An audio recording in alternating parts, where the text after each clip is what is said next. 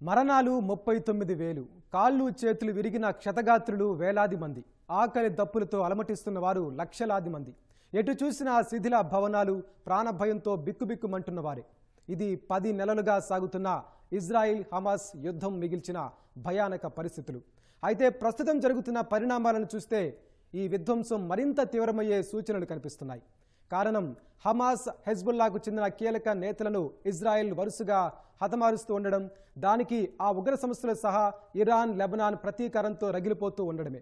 Hamas అగ్రనేత ఇస్మాయిల్ హనియా సహా మరికొందరు నేతలను మట్టుబెట్టడంతో ఉద్రిక్తతలు తారాస్థాయికి చేరుకున్నాయి. ఒక్కసారిగా యుద్ధ మేఘాలు మరింత విస్తరించాయి. దీంతో రెండు వర్గాల మధ్య దాడులు, ప్రతిదాడులు మరింత పెరిగే అవకాశం కనిపిస్తోంది. మరి నిజంగా అదే జరిగితే పశ్చిమాసియా భవిష్యత్ ఏమిటి? యుద్ధాన్ని నివారించడానికి ఏమైనా అవకాశాలున్నాయా?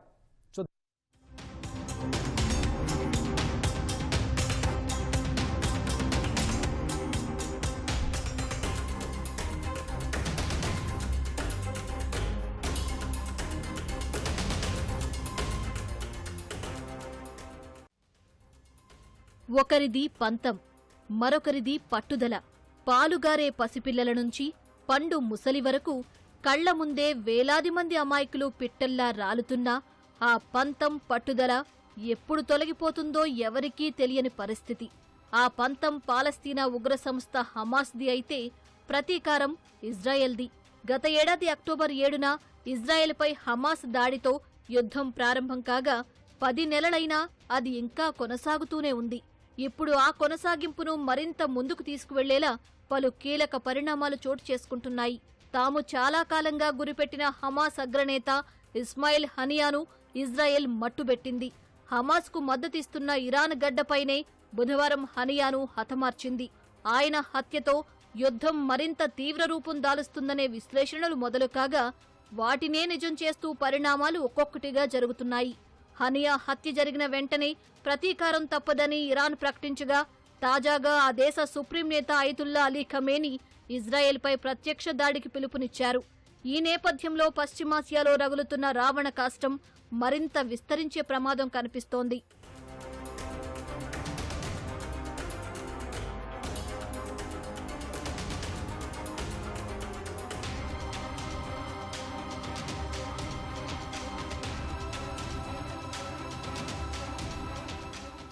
హనియా హత్య మాత్రమే కాదు, హమాస్ను ఉడికించే మరికొన్ని పరిణామాలు కూడా చోటు చేసుకున్నాయి.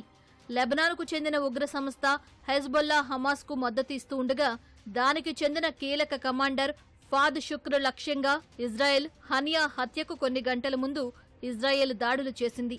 లెబనాన్ రాజధాని బెరూట్లో హెజ్బుల్లా స్థావరాలే లక్ష్యంగా క్షిపణులతో విరుచుకుపడింది. ఈ దాడిలో 2 చనిపోగా ఫాద్ షుక్ర్ మృతి చెందిన విషయం నిర్ధారణ కాలేదు.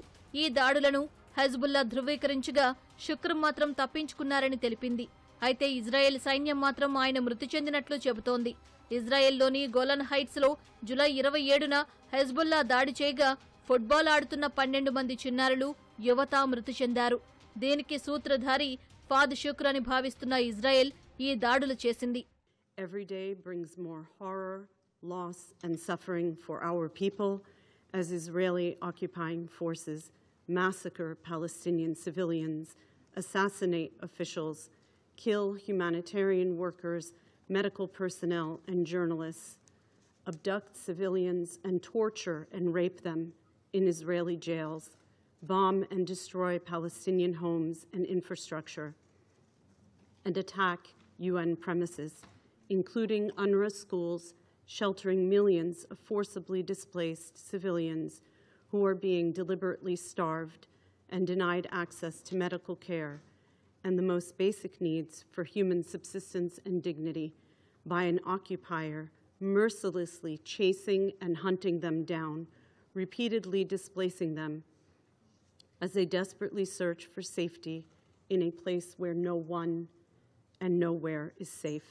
హనియా హత్య, ఫాద్ షుక్ర్ లక్ష్యంగా దాడులతో హమాస్, హెజ్బుల్లా తీవ్ర ప్రతీకారంతో రగిలిపోతూ ఉండగా, పుండు మీద కారం చల్లినట్లు గురువారం ఇజ్రాయెల్ ఓ కీలక ప్రకటన చేసింది. హమాస్ సైనిక విభాగం అధిపతి మహ్మద్ డయీఫ్ను హతమార్చినట్లు తెలిపింది.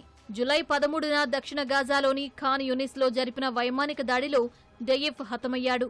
ఆ దాడిలో 90 మందికి పైగా పౌరులు మరణించినట్లుగా గాజా ఆరోగ్య విభాగం అప్పట్లోనే ప్రకటించగా, అదే దాడిలో డయిఫ్ చనిపోయినట్లు ఇజ్రాయెల్ సైన్యం గురువారం తెలిపింది. నిఘా వర్గాల నుంచి అందుకున్న సమాచారంతో ఈ విషయాన్ని ధృవీకరించింది. ఇజ్రాయెల్ దళాలకు తలనొప్పిగా మారిన గాజా టన్నెల్ నిర్మాణం వెనుక మాస్టర్ మైండ్ డయిఫ్. ఇతడిని హతమార్చేందుకు ఇజ్రాయెల్ దళాలు ఇప్పటి వరకు 7 సార్లు దాడి చేయగా ప్రతిసారీ వెంట్రుకవాసులో తప్పించుకున్నాడు. ఎట్టకేలకు ఇప్పుడు హతమయ్యాడు.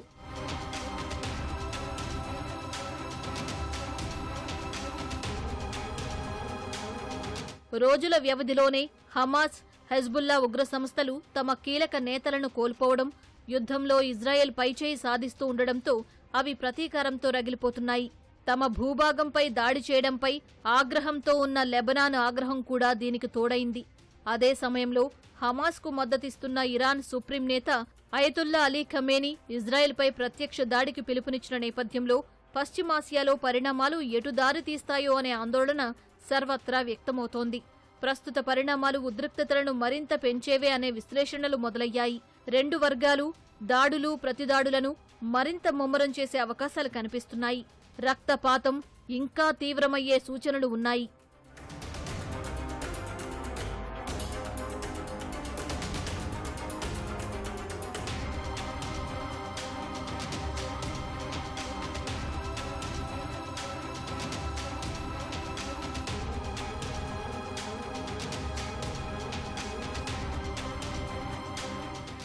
వాస్తవానికి ఇజ్రాయెల్ సైన్యం ప్రపంచంలోనే అత్యంత బలమైన సైనిక శక్తుల్లో ఒకటి. అయినా దానితో హమాస్ పట్టు వదలకుండా పోరాడుతోంది. అత్యాధునిక ఆయుధాలు, వైమానిక దాడులతో ఇజ్రాయెల్ ఎంత భీకర దాడులతో విరుచుకుపడుతున్నా 10 నెలలుగా యుద్ధంలో తాడో పేడో తేల్చుకుందామనే సిద్ధమైంది. ఈ పరిస్థితుల్లో కీలక నేతలను కోల్పోయిన ప్రస్తుత దశలో హమాస్ మరింత గట్టిగా ఎదురుదాడికి దిగే అవకాశం కనిపిస్తోంది. అయితే హమాస్ ఇంతటి మొండి పట్టుదలకు కారణం పశ్చిమాసియాలోని వివిధ అరబ్ దేశాలు, ఉగ్ర సంస్థల నుంచి దానికి సైనిక, ఆర్థిక సాయం అందుతూ ఉండడమే.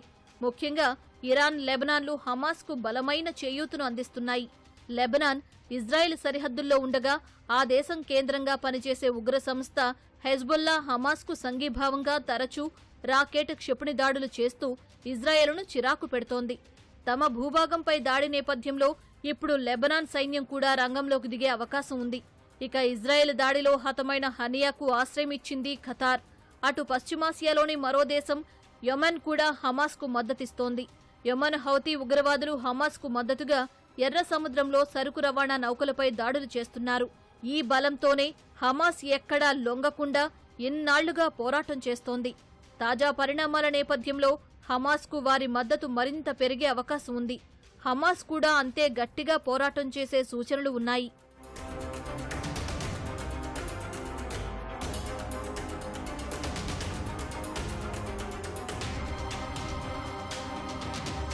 యుద్ధం ఒకసారి మొదలైతే అది ఎప్పుడు ముగుస్తుందో ఎవరూ చెప్పలేరు. 2.5 సంవత్సరాల క్రితం ప్రారంభమైన రష్యా ఉక్రెయిన్ యుద్ధం ఇందుకు ప్రత్యక్ష ఉదాహరణ. ఈ నేపథ్యంలో ఇజ్రాయెల్ హమాస్ యుద్ధం కూడా ఎప్పుడు ముగుస్తుందో ఎవరూ చెప్పలేని పరిస్థితి. ఓవైపు ఇప్పుడు జరుగుతున్న పరిణామాలు చూస్తూ ఉంటే మాత్రం యుద్ధం మరింత ముదిరే సూచనలే ఎక్కువగా కనిపిస్తున్నాయి.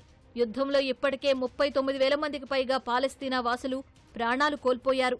అంతకు రెట్టింపు సంఖ్యలో కాళ్లు, చేతులు, ఇతర శరీర భాగాలు కోల్పోయి వారి భవిష్యత్తు అంధకారమైంది.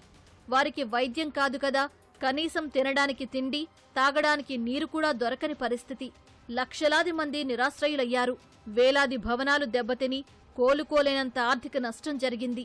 ఏ బాంబు ఎప్పుడు వచ్చి మీద పడుతుందో, ప్రాణాలు ఉంటాయో లేదో తెలియక గాజా వాసులది గత 10 నెలలుగా నరకయాతనే. మరి ఇంతటి దైన్య పరిస్థితులు నెలకొన్న వేళ అది మరింత ముదరకుండా ఉండాలంటే ఇజ్రాయెల్, హమాస్ తమ పంతాలు, ప్రతీకారాలు వీడటం మొదటి మార్గం. ఇక రెండోది శాంతి చర్చలు జరపడం. పలు ప్రపంచ దేశాలు ఇరు వర్గాలను ఒప్పించేందుకు శాంతి చర్చలకు చొరవ తీసుకున్నా అవి ముందుకు సాగలేదు.